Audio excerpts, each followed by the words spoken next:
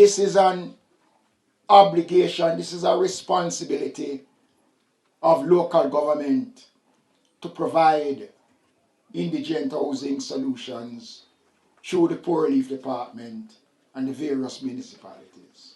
And we have built more than 100 of these housing solutions across Jamaica. Right here in Westmoreland, we have spent over $30 million. We have already constructed two bedrooms and 2 studios.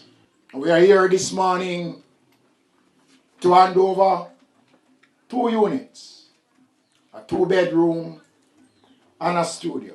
Give thanks. Give thanks to the Prime Minister. Give thanks to Mr. Woolley.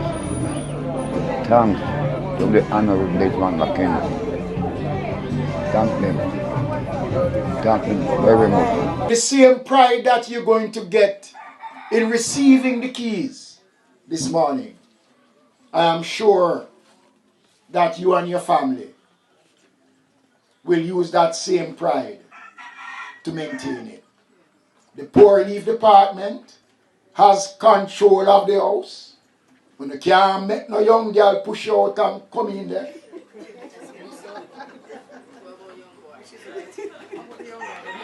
No young boy can't, no Dan can't push you out. And you can't bring no relative from Timbuktu with no help a grand picnic and come put you out. And then them rent out one room and you're up on the veranda if you have a veranda.